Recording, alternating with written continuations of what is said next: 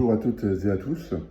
Je vais vous parler de mon nouveau livre Les Templiers, Aisne, Ardennes et Marne.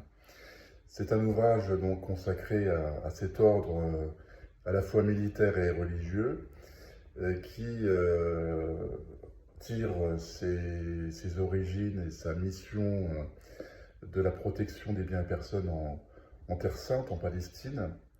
Et puis, au début du XIIe siècle, ils ont été appelés à créer des commanderies, des maisons en Occident, donc en Europe occidentale, et donc particulièrement en France, sous la tutelle à la fois du pape et puis du premier grand maître, Hugues de Pint.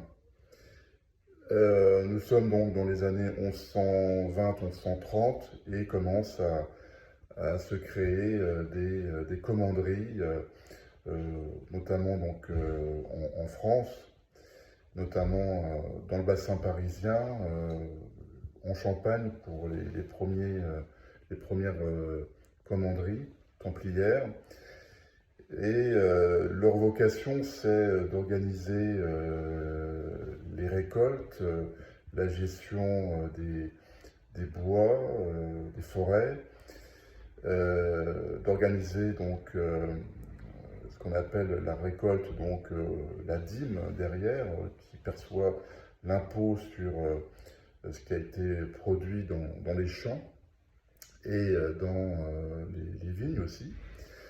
Et les Templiers donc ont eu de cesse d'organiser cette ruralité par le biais de fermes, de pressoirs, de moulins, différents sites permettant de faciliter les productions agricoles et viticoles. Alors bien sûr, à la fois l'activité en Palestine, en Terre Sainte, notamment à Saint-Jean d'Acre, et en Europe, ça va susciter la convoitise, puisque les Templiers vont amasser une grande fortune et vont aussi exercer un travail financier autour de ces sommes collectées. Et le roi de France, maintenant on est dans les années 1300, qui est Philippe le Bel, va nourrir une grande jalousie à l'encontre de cet ordre templier. Il va vouloir phagocyter cette richesse, s'approprier à la fois cette manne financière et aussi une partie de ce pouvoir que s'étaient octroyé les Templiers avec la bénédiction du pape. Donc en 1307, un vendredi 13 octobre, le roi et ses différents sénéchaux vont organiser une grande opération de police pour mettre la main sur les richesses des Templiers et arrêter les grands maîtres, les grands dignitaires de cet ordre. Finalement, ils ne vont pas retrouver le trésor des Templiers et ça sera en pure perte. Ils vont arrêter et torturer les grands dignitaires qui n'avoueront jamais leur péché. L'ordre va être interdit et les biens, les domaines, les commanderies vont être restitués à l'autre ordre hospitalier qui va poursuivre l'œuvre, le travail dans les campagnes, particulièrement de l'ordre des Templiers, jusqu'à la Révolution française, où la Révolution donc va interdire en fait les congrégations religieuses et va s'approprier les domaines et les restituer soit à des propriétaires terriens, soit à des marchands de biens qui vont s'approprier les pierres des différents édifices vendus. Voilà un petit peu le résumé des Templiers. Moi, je me suis attaché à ces trois départements de l'Aisne, des Ardennes et de la Marne, qui continuent d'avoir quelques quelques exemples architecturaux des anciennes commanderies qui ont subsisté, donc, particulièrement des fermes.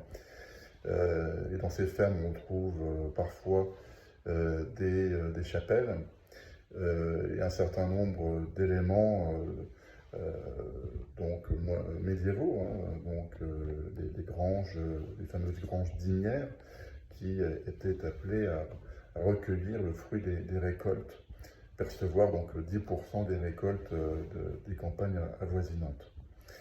Moi, j'ai été surpris en fait de la richesse qui subsistait, de lieux qui sont totalement méconnus, voire inconnus.